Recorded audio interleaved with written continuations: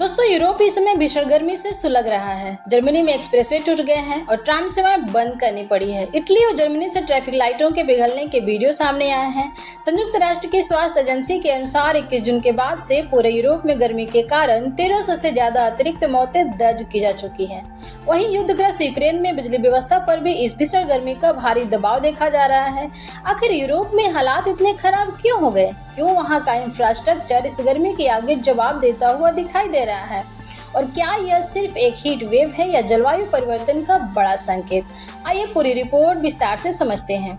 दोस्तों, इस समय यूरोप एक अभूतपूर्व और जानलेवा लू की चपेट में है। रिकॉर्ड तोड़ गर्मी ने पूरे महाद्वीप को भट्टी की तरह तपाना शुरू कर दिया है। हालात इस कदर बिगड़ चुके हैं कि कई देशों से सड़कों और ट्रैफिक लाइटों के पिघलने के वीडियो सामने आ रहे हैं। कई सड़कों की ऊपरी सतह नरम पड़ गई है तो कहीं प्लास्टिक से बनी ट्रैफिक लाइटें तेज धूप और गर्मी की वजह से विकृत होती दिखाई दे रही है। इस रिकॉर्ड तोड़ गर्मी ने सिर्फ लोगों का जनजीवन ही प्रभावित नहीं किया, बल्कि अस्पतालों, परिवहन नेटवर्क, बिजली व्यवस्था और पूरे इंफ्रास्ट्रक्चर पर भी भारी दबाव डाल दिया है। विशेषज्ञों का कहना है कि यूरोप का अधिकांश बुनियादी ढांचा इतनी भीषण गर्मी को ध्यान में रखकर तैयार नहीं किया गया था।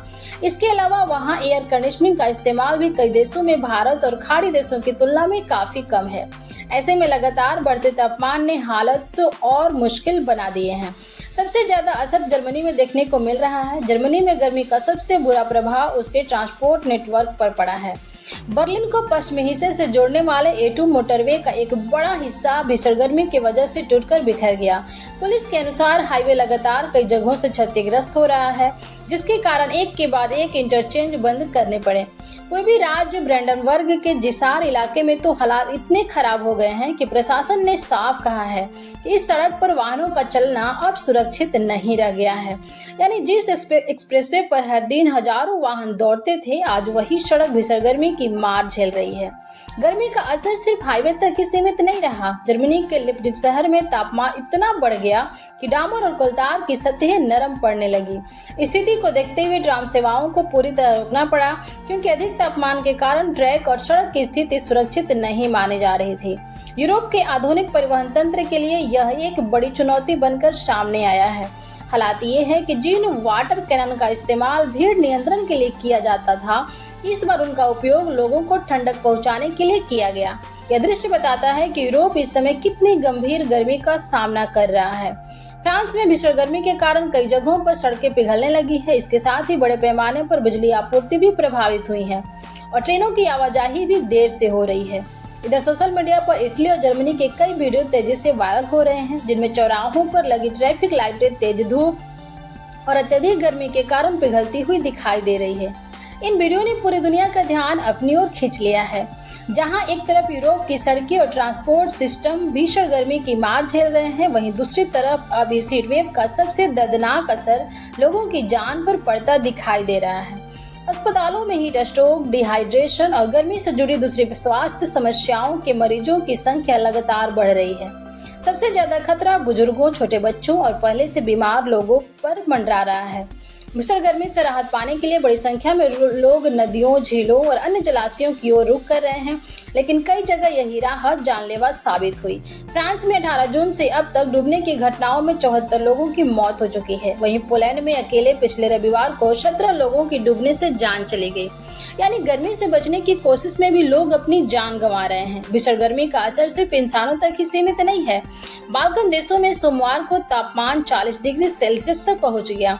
तेज गर्मी और सूखे की वजह से बोस्निया के जंगलों में भीषण आग लग गई है। दमकल विभाग की टीमें लगातार आग पर काबू पाने की कोशिश कर रही है, लेकिन ऊंचा तापमान और तेज हवाएं राहत कार्यों को मुश्किल बना रही है। आमतौर पर मजबूत बिजली व्यवस्था के लिए पहचाना जाने वाला डेनमार्क भी इस बार गर्मी के सामने संघर्ष करता हुआ दिखाई दे रहा है। डेनमार्क के ऊर्जा मंत्रालय ने माना कि कई इलाकों में बिजली ग्रिड की क्षमता पूरी तरह इस्तेमाल हो चुकी है। लगातार बढ़ती बिजली की मांग के कारण ग्रिड विस्तार की मौजूदा योजनाएं भी छोटी पड़ती दिखाई दे रही है। यानी जिस देश की बिजली व्यवस्था को दुनिया मजबूत मानती है, वहां भी रिकॉर्ड गर्मी ने नई चुनौती खड़ी कर डाली है।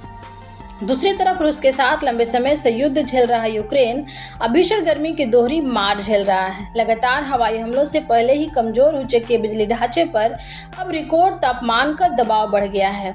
यूक्रेन के कम से कम 5 बड़े क्षेत्रों में बिजली के इस्तेमाल पर अस्थायी प्रतिबंध लगाए गए हैं। बिजली कंपनी याशनो के सीईओ सर्गी कोलेंको ने कहा कि 4 वर्षों से युद्ध और लगातार हमलों का सामना कर रहे बिजली उपकरणों के लिए यह भीषण गर्मी अब तक की सबसे कठिन परीक्षा साबित हो रही है। इस बीच सोशल मीडिया पर फ्रांस के सैम्ब्री शहर का एक वीडियो तेजी से वायरल हो रहा है। वीडियो में देखा जा सकता है कि जैसे ही एक बड़े इलेक्ट्रॉनिक्स स्टोर के दरवाजे खुले, गर्मी से परेशान लोग बड़ी संख्या में अंदर दौड़ पड़े। लोग एयर कंडीशनर और कूलिंग फैन खरीदने के लिए एक दूसरे से आगे निकलने की कोशिश करते दिखाई दिए।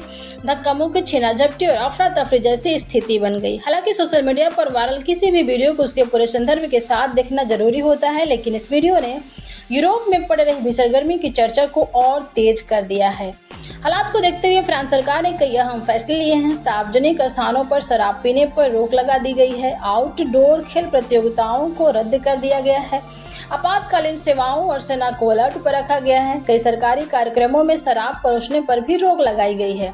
साथ ही लोगों को गर्मी से राहत देने के लिए पार्कों और बगीचों को 24 घंटे खुला रखने के निर्देश दिए गए हैं। इसके अलावा एफिल टावर और पेरिस के कई सार्वजनिक स्थानों पर लोगों को ठंडक पहुंचाने के लिए मिस्टिंग स्टेशन भी लगाए गए हैं। अब सवाल यह उठता है कि आखिर यूरोप में हालात इतने ज्यादा खराब क्यों हो गए हैं? आखिर 35 से 40 डिग्री सेल्सियस का तापमान वहां के लिए इतनी बड़ी आपदा कैसे बन गया और इससे निपटने के लिए सरकारें क्या कर रही है? दोस्तों, स्थिति की गंभीरता को देखते हुए सरकार ने कई एहतियाती कदम उठाए हैं। रिपोर्टों के अनुसार 13,000 से ज्यादा स्कूलों को बंद करने या उनकी गतिविधियों को प्रभावित करने का फैसला लिया गया है। कई जगह साल के अंत की परीक्षाओं का समय भी बदल दिया गया है ताकि बच्चों को दोपहर की भीषण गर्मी से बचाया जा सके। सरकार का कहना है कि स्कूल बंद करना आखिरी विकल्प है, लेकिन यदि हालात और बिगड़ते हैं तो छात्रों की सुरक्षा को प्राथमिकता दी जाएगी। फ्रांस सरकार ने सार्वजनिक स्थानों पर शराब पीने पर भी रोक लगा दी है। अब सवाल उठता है कि गर्मी और शराब का क्या संबंध है? दरअसल डॉक्टरों के अनुसार शराब शरीर में पानी की कमी यानी कि डिहाइड्रेशन को बढ़ा सकती है। भीषण गर्मी के दौरान इससे हीट एक्सॉशन और हीट स्ट्रोक का खतरा और बढ़ जाता है। सरकार का उद्देश्य यह है कि इमरजेंसी और हेल्थ केयर सेवाओं पर अतिरिक्त दबाव न पड़े और मेडिकल स्टाफ गंभीर मरीजों की देखभाल पर पूरा ध्यान दे सके। भीषण गर्मी के साथ साथ जंगलों में आग लगने का खतरा भी तेजी से बढ़ गया है। इसी को देखते हुए फ्रांस ने आपातकालीन सेवाओं और सेना को अलर्ट पर रखा है। फायर ब्रिगेड की अतिरिक्त टीमें तैनात की गई हैं ताकि कहीं भी आग लगने की स्थिति में तुरंत कार्रवाई की जा सके। सरकार लगातार लोगों से अपील कर रही है कि दोपहर के समय घर से बाहर निकलने से बचें और पर्याप्त मात्रा में पानी पीते रहें।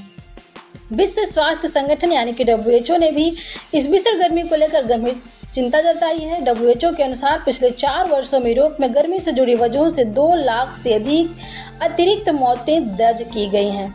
संगठन का कहना है कि इनमें से बड़ी संख्या में मौतों को समय रहते सही तैयारी और बेहतर व्यवस्था के जरिए रोका जा सकता था। इसी वजह से WHO ने सभी देशों से हीट प्लान लागू करने की अपील की है। इन योजनाओं में कूलिंग सेंटर खोलना, काम के दौरान अतिरिक्त ब्रेक देना, कर्मचारियों के लिए फ्लेक्सिबल शिफ्ट लागू करना और लोगों को गर्मी से बचाव के बारे में जागरूक करना शामिल है। सबसे ज्यादा खतरा कुछ खास वर्गों पर है। इनमें खुले आसमान के नीचे रहने वाले लोग, अकेले रहने वाले बुजुर्ग, नर्सिंग होम में रहने वाले वरिष्ठ नागरिक और छोटे बच्चे और पहले से बीमार लोग शामिल हैं। विशेषज्ञ याद दिलाते हैं कि साल 2003 में यूरोप में आए भीषण हीटवेव के दौरान लगभग 15,000 बुजुर्गों की मौत हो गई थी।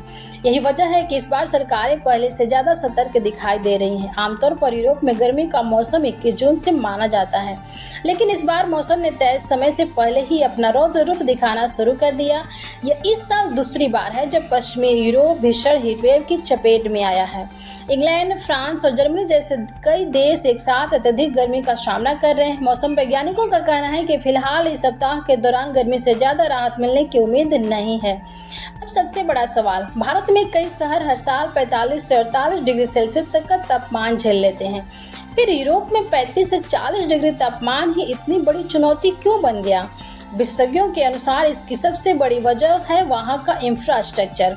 यूरोप के अधिकांश घर और इमारतें ठंडे मौसम को ध्यान में रखकर बनाई गई है। दीवारों और निर्माण सामग्री का उद्देश्य अंदर की गर्मी को बाहर निकलने से रोकना होता है ताकि सर्दियों में घर गर्म रह सके। लेकिन जब लंबे समय तक भीषण गर्मी पड़ती है तो यही संरचनाएं घरों के अंदर गर्मी को रोक लेती है और तापमान काफी बढ़ जाता है। इसके अलावा यूरोप के कई देशों में एयर कंडीशनर का इस्तेमाल भी भारत या खाड़ी देशों की तुलना में काफी कम है। यही वजह है कि अचानक बढ़ा तापमान वहां के लोगों और पूरे सिस्टम के लिए बड़ी चुनौती बन जाता है। मौसम वैज्ञानिकों के अनुसार इस समय फ्रांस समेत यूरोप के कई देश ओमेगा ब्लॉक और हीट डोम जैसे मौसमी पर्यटन की चपेट में है। दरअसल जब वायुमंडल के ऊपरी हिस्से में उच्च दबाव का एक मजबूत क्षेत्र लंबे समय तक एक ही स्थान पर बना रहता है तो वह किसी ढक्कन की तरह काम करता है। इसके कारण गर्म हवा बाहर नहीं निकल पाती और लगातार उसी क्षेत्र में फंसी रहती है। इसी वजह से तापमान लगातार बढ़ता चला जाता है और कई दिनों तक गर्मी से राहत नहीं मिलती। इसी मौसमी स्थिति का असर इस समय फ्रांस, जर्मनी, इटली और यूरोप के कई अन्य देशों में देखा जा रहा है। सोशल मीडिया पर कई लोग भारत और यूरोप की तुलना करते हुए तरह तरह की बातें लिख रहे हैं। कुछ लोग कह रहे हैं कि भारत में इससे भी ज्यादा तापमान रहता है फिर भी यहाँ सामान्य जीवन चलता रहता है।